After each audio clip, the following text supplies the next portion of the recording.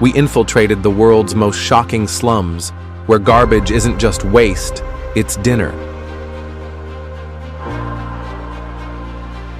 Behind glittering skylines and billion-dollar malls lies a darker world, steaming piles of trash, stagnant sewage, and the sickening stench of rotting meat. In these forgotten corners of our cities, families rummage through waste-boiling spoiled chicken salvaged from dumpsters, a dish they call pagpag. Imagine this. If your dinner came from the dump, what choices would you make? This is not fiction. This is survival. Join us as we uncover the raw reality of communities surviving on the edge, where trash feeds the body, resilience feeds the soul, and humanity clings on through hunger, heat, and silence.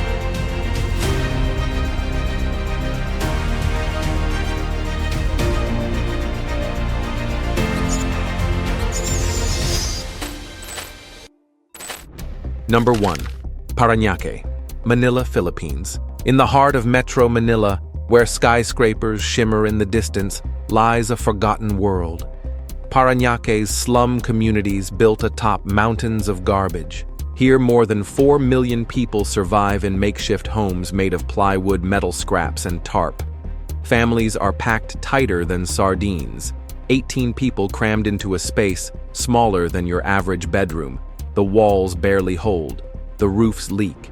The air feels like a pressure cooker, especially in summer where temperatures can soar past 40 degrees Celsius or over 100 degrees Fahrenheit. Fires are common, and when they hit, they don't ask questions. They just burn everything. But perhaps the most haunting reality, dinner comes from the dump. Every morning before the sun rises, mothers and children head to nearby trash sites behind fast food chains and restaurants. They're not looking for recyclables. They're hunting for leftover fried chicken, meat, rice, anything still edible. What they collect is called pagpag, which in Filipino literally means to shake off the dirt. The idea is simple: clean it, boil it, fry it again, and pray it's still good. One woman, Pavon, a single mother of 3, has made a routine out of this grim ritual. She sniffs every piece of meat like a trained chef, checking freshness. If it smells too sour, she says, "I won't risk it." But most days there's no choice. Hunger always wins. In Pavon's neighborhood, pagpag isn't just food, it's a business. She sells the clean chicken to her neighbors for a few pesos, enough to buy rice and some charcoal. It's a full-circle economy, powered by desperation and resilience. But there's a darker side to this survival story. According to the World Health Organization, consuming contaminated food like pagpag can lead to serious bacterial infections, including gastroenteritis, salmonella, and E. coli poisoning. In 2024, alone hospitals in Metro Manila reported a 30% increase in foodborne illnesses in slum communities. Doctors warn of long-term effects, especially in children: stunted growth, cognitive delays, and chronic digestive issues. Still, when your stomach growls louder than the warnings, you do what you must. Behind every plate of recycled meat is a story of grit, of children eating dinner in dimly lit corners, their fingers greasy, their smiles surprisingly intact, of mothers who risk it all just to feed their kids one more day, of fathers who dig through trash in the rain hoping to find something not just to eat, but to keep their dignity alive. And through it all, a question echoes: if your dinner came from garbage, what would you do? This is just the beginning of our journey into slums, where garbage becomes nourishment and where survival rewrites the definition of resilience. Number 2, Makoko, Lagos, Nigeria. Just off the coast of Lagos, Nigeria, where glittering towers and oil money define the skyline, floats another world entirely. Makoko, the Venice of Africa, but stripped of romance, beauty, or hope. This is not the kind of Venice tourists dream of. In Makoko, homes sit on stilts, swaying above black, oily water that smells like something died, and in some cases, something did. The canals are clogged with floating trash and human waste, drips directly into the water, no filters, no treatment plants. This water, this toxic soup, is where people bathe, wash their dishes, and even collect buckets for cooking. And that's just the beginning. Makoko is home to more than 250,000 people, most of whom live without access to clean drinking water or basic sanitation. The community, technically unrecognized by the government, exists in a legal gray zone, invisible in policy, yet painfully visible in suffering. Let's talk toilets. There is no sewer system here, no underground pipes. Instead, one public toilet.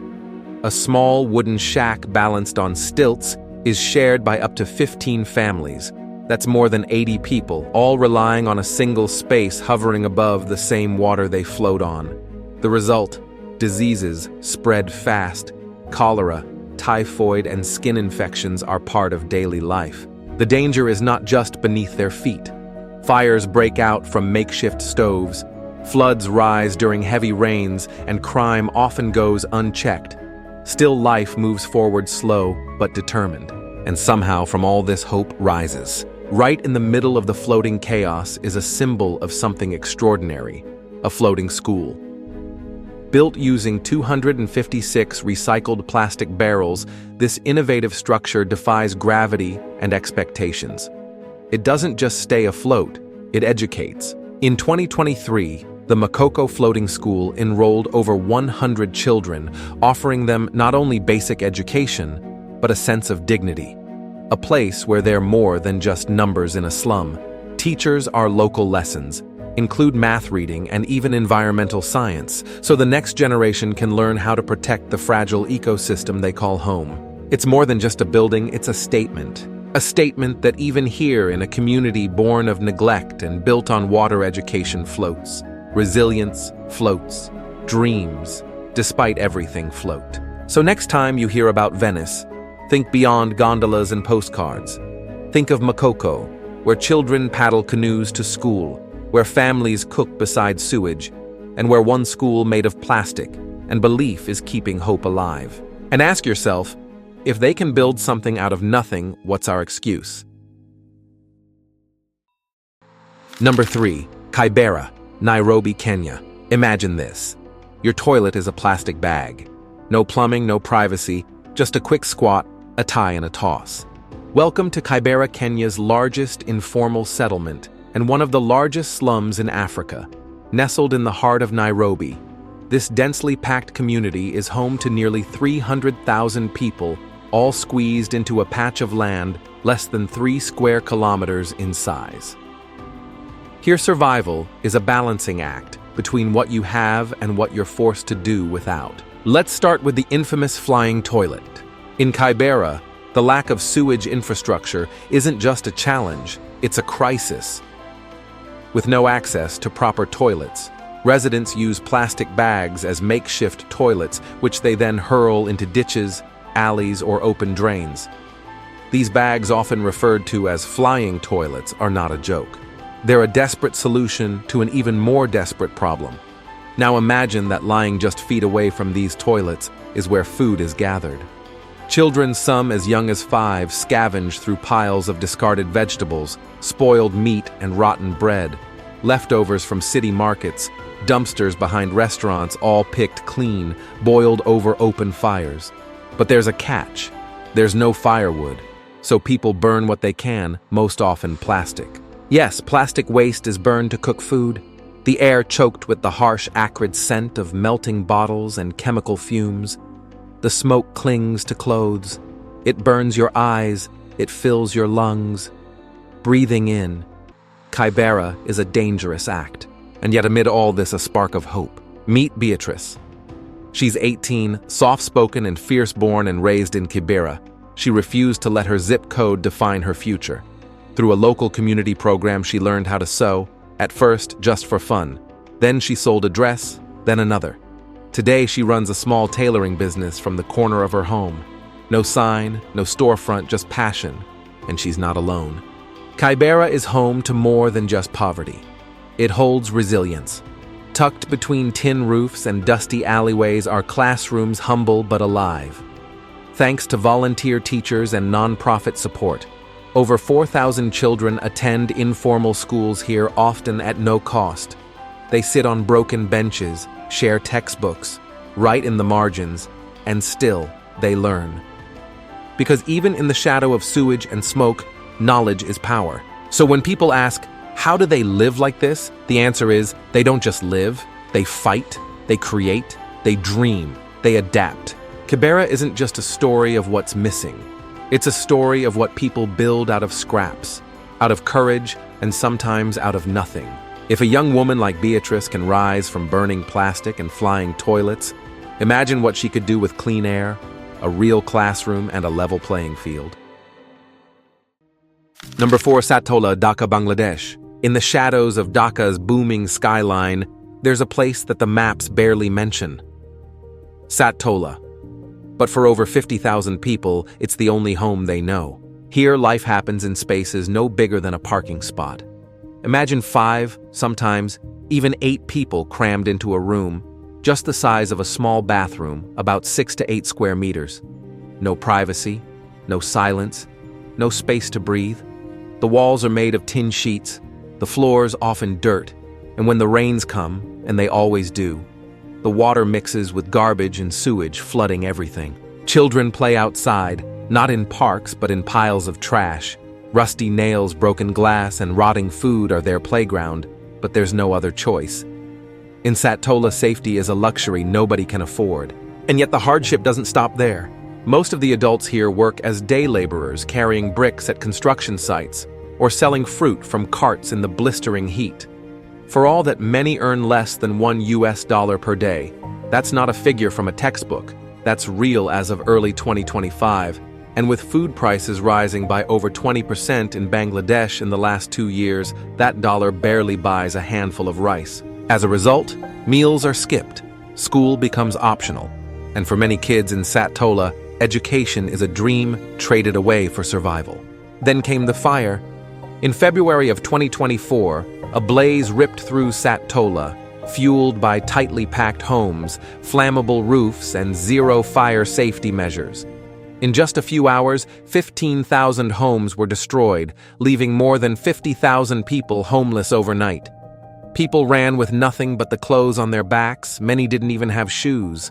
There was no warning, no plan, no way out. Fires like these aren't new. In fact, slums in Dhaka have faced more than a dozen major fires in the last 5 years, often sparked by faulty wiring or open-flame cooking. And when everything is made of wood and plastic, it doesn't take much to turn a spark into an inferno. But what's worse than the fire is what comes after. Rebuilding is slow, aid is limited. Families pitch tents along the same filthy canals they once feared.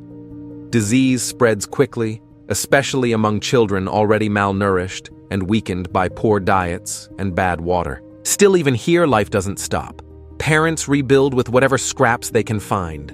Small food stalls reopen, kids chase each other barefoot, smiling like they've forgotten the flames, because in Satola, tragedy is never the end. It's just another beginning. And as we watch these families rise from ashes and rubble, one question haunts us: if they can survive this with almost nothing, what could they do if given even a little? Number 5, Dharavi, Mumbai, India. Tucked inside one of India's richest cities is one of the world's most densely packed neighborhoods, Dharavi, the slum that never sleeps, never slows, and never gives up. Spread over just about 2.4 square kilometers, Dharavi is home to nearly 1 million people. That's more than the entire population of some small countries squeezed into an area smaller than New York's Central Park. From above it, looks like a patchwork of tin roofs, but on the ground, it's a beating heart of resilience and resourcefulness. What makes Dharavi unique isn't just the crowd, it's the economy. This place isn't just surviving, it's working. Every alleyway hums with activity. Plastic bottles get shredded, melted, and remolded into usable goods. Old electronics are stripped for parts, fabrics are cut, sewn, and stitched into high-end garments, some of which, believe it or not, end up being sold on platforms like Amazon. Even with limited resources, this microeconomy generates over $1 billion every single year. And get this many residents have access to running water for only 3 hours a day. Just 3, Yet despite these limitations, they produce, they trade, and they grow. This economy doesn't run on government policy. It runs on people. People who wake up at 5 in the morning to sort trash. Teenagers who work in family-run pottery shops after school. Women who run tailoring businesses from tiny corners of their homes, crafting dresses, bags, and school uniforms for local markets. And while the rest of the city may look at Dharavi as a slum inside, there's an entire system of self-governance built by the people for the people. There are private schools offering education at low cost, some even run by retired teachers.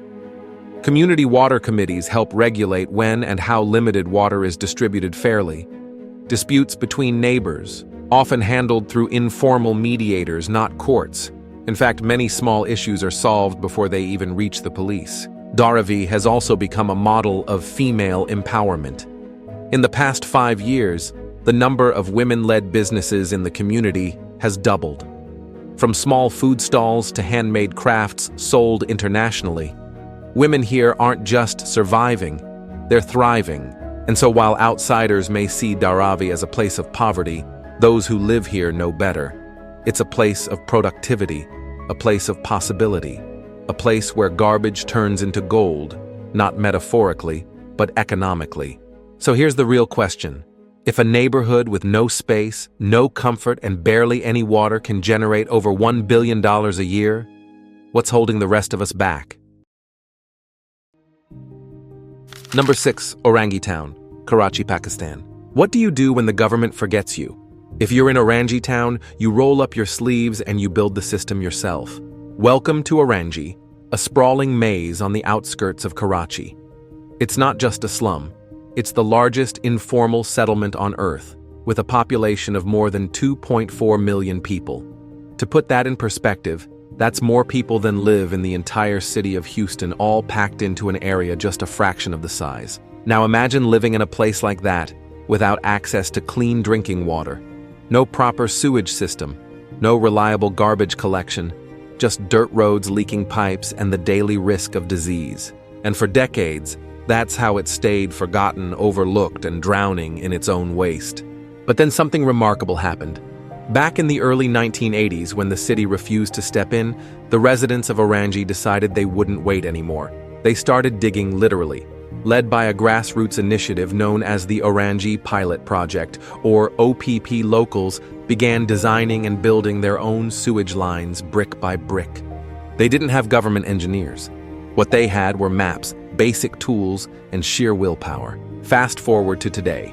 And here's the result: over 90% of homes in Orangi now have access to basic sanitation. Not because of government funding, not because of international aid, but because the people built it themselves. This bottom-up approach has become a global case study in what's called self-help infrastructure universities, and NGOs now cite the Orangi model as proof that when communities are empowered, they can solve problems faster and cheaper than many governments. The numbers are just as impressive as the impact.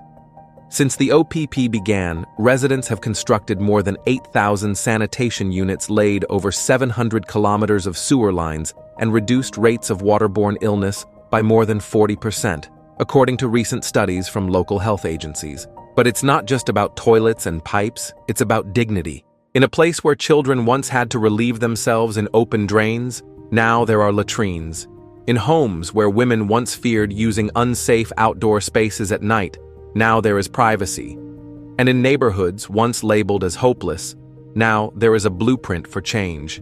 So yes, Orangi Town may not have shiny buildings or paved roads, but it has something far more powerful: community ownership. And in a world where billions still live without proper sanitation, this slum in Karachi is sending a clear message: you don't need $1 million budget to build a better life. You just need 1 million people who believe it's possible. Number 7. Rocinha, Rio de Janeiro, Brazil. Perched on the hillsides of Rio de Janeiro, just minutes from luxury condos and beach resorts, lies a world that pulses with color, chaos, and contradiction.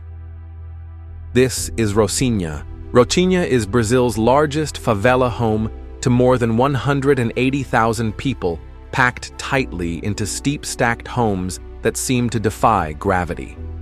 The buildings climb up the mountain like a concrete staircase, narrow and uneven. But what's more fragile than the homes is the infrastructure. Here, running water is unreliable, often cut for hours, sometimes days at a time. Garbage piles up in alleyways and stairwells, especially during the rainy season, when heavy storms sweep trash down into the lower levels. And in that dirty floodwater lurks danger, including leptospirosis, a bacterial disease spread through rodent urine. Every year, dozens of cases emerge after major downpours, turning the already precarious living conditions into a public health crisis. And yet somehow Rocinha still breathes art. Step into the heart of this favela and you'll hear it before you see it. The rhythm of samba, the beat of funk karaoke echoing through walls made of brick and paint. On every corner there's music, from rooftops, from bedrooms, from makeshift studios built with plywood and passion. This is where struggle meets creativity. And in Rocinha, art is not a luxury, it's a lifeline. Graffiti here isn't just decoration, it's storytelling. Faces of missing loved ones, tributes to local legends, calls for justice, all spray-painted in bold colors on crumbling walls. These murals speak louder than politicians and last longer than promises. They turn blank concrete into open dialogue.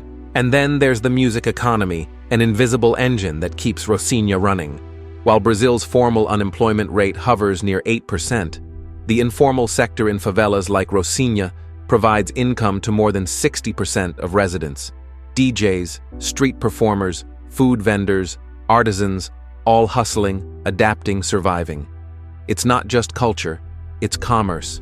Artists like MC Carol and Anita, now global names, started right here from within communities like Rocinha. Their voices rose from the alleys and reached the world. That's the power of creation in the middle of adversity. But perhaps what's most inspiring is the message beneath it all. We exist, we create, we matter. Despite limited access to public services, despite flooding disease and crime, Rocinha refuses to be silenced. It paints its pain, it sings its strength, it dances through disaster. So while outsiders may only see poverty inside these walls, lives something much more powerful: identity. And maybe that's what makes Rocinha so unforgettable. Not the struggle, but the spirit that rises above it. Number 8, Guryeong, Seoul, South Korea. Just behind Seoul's glossy skyscrapers, beyond the lights of Gangnam and the latest tech hubs, there's a village made of plastic sheets and plywood. This is Guryeong, the forgotten shadow of a modern city. While Gangnam showcases South Korea's prosperity with high-end fashion smart homes and streets buzzing with Teslas, Guryeong tells a different story. It's a cluster of shacks wedged into a hillside home to around 1,500 residents, many of them elderly and alone. The contrast is brutal. One side flaunts billions, the other side burns coal to stay warm. Here, homes are held together with ropes, tarps, and the hope that winter doesn't come too early. The roofs leak, the walls sag, and the cold. It creeps in through every crack to survive the bitter Seoul winters. Residents burn charcoal, not in stoves but in small metal cans. But that heat comes with a deadly risk. Over the past decade, Guryeong has faced over 16 major fire incidents, with the most recent one in early 2023, destroying more than 60 homes and leaving hundreds homeless. Overnight flames spread fast when your walls are made of fabric, and with no emergency system in place, people often have just minutes or seconds to run. But how does a place like this exist in one of the world's most developed nations? For years, Guryeong wasn't even on the map, legally speaking. It didn't exist.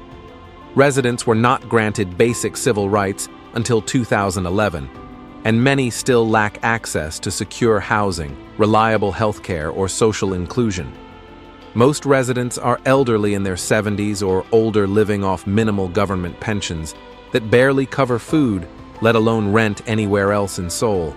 So they stay, not because they want to, but because they have nowhere else to go. Despite living in one of the wealthiest districts in Asia, the people of Guryeong rely on donated meals, second-hand clothing, and faith, not in policy, but in each other. Small churches dot the alleyways, offering warmth, community, and a little hope. Volunteers from the city drop by with blankets. Students come to listen to, help sometimes just to sit with the elderly and hear their stories. And their stories matter because they're living proof of South Korea's growing inequality. As the city moves forward, building smart towns and AI-powered, everything places like Goryeo are quietly erased from the picture. But here's the truth. Goryeo is not a glitch in the system. It is the system, the part we choose not to see. So the next time you scroll past a Seoul travel ad or see Gangnam in a K-pop video, remember this: just a few blocks away, people are still heating their homes with charcoal, praying the wind doesn't bring fire, and surviving on faith more than finance. In every corner of the world we visited, from the floating homes of Lagos to the burning rooftops of Seoul, one truth kept echoing louder than any statistic: inequality isn't hidden anymore. It's right in front of us, and it's growing. These slums aren't just places of poverty. They are mirrors, showing us the underbelly of progress. They are places where garbage piles high, but so does human strength.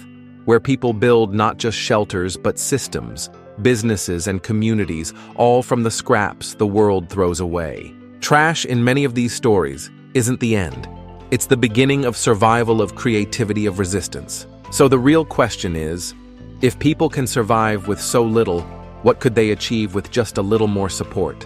If this journey moved you, opened your eyes, or made you think twice about the way the world works, consider leaving a comment below. We'd love to hear your thoughts. And if you want to keep exploring the untold sides of our planet, don't forget to like this video and subscribe to NVL Travel Documentary. There are more stories to uncover, more voices to hear, and together maybe we can start seeing the world a little more clearly.